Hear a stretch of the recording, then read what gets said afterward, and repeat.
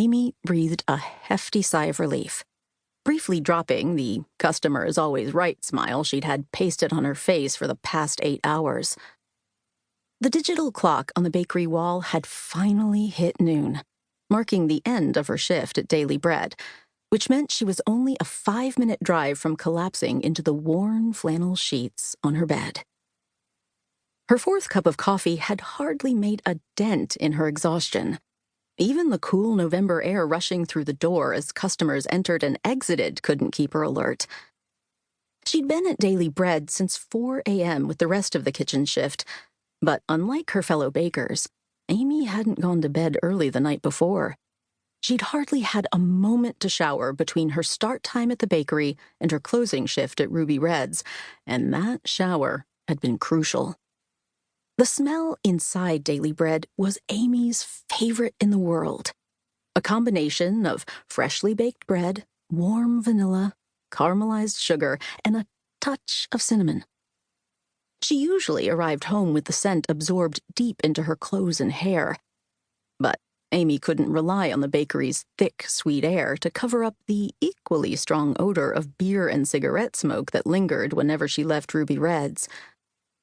She didn't love the idea of her coworkers judging her for being out late at a bar, which here they definitely would.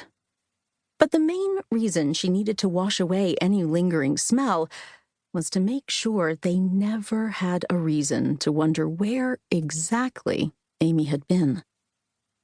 When a coworker appeared to take over Amy's position at the cash register, she gratefully stepped aside and returned to the kitchen to consult her pre-clockout checklist.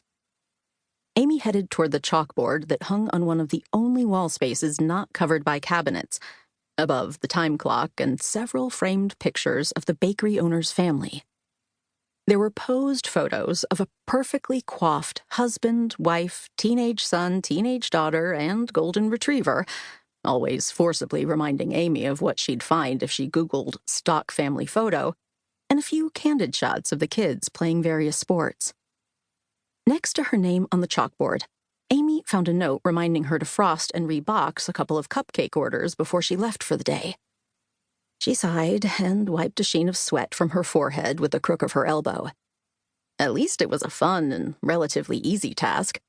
She could practically frost cupcakes in her sleep, something she'd often claimed, but might now have to prove, since she was all but sleepwalking after back-to-back shifts.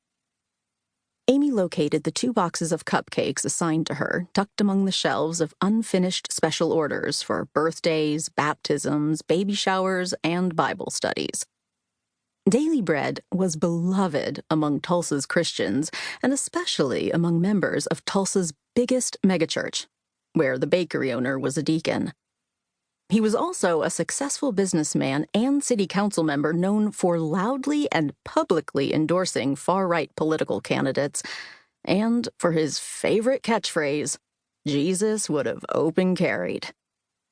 The store manager, Donna Young, was his wife. In true Oklahoma tradition, Donna was just as tough as her husband.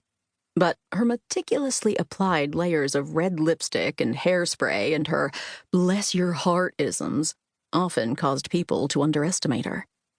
A former employee with a particular gift for sourdough had been shown the door after some good-natured ribbing about Donna's Methodist church choir placing 3rd at a regional choir competition. All it had taken was one joke, one snide comment, and she had been out of a job. Amy, who loved a little friendly teasing, trod carefully around Donna after that. So maybe Daily Bread didn't have a float in Tulsa's tiny annual Pride Parade, but it was undeniably the best bakery in town. Everyone with a sweet tooth or a love of fresh pastries knew that Daily Bread was the place to go. And they were exactly the clientele Amy wanted to woo with her culinary magic, especially if she hoped to attract them to her own bakery someday.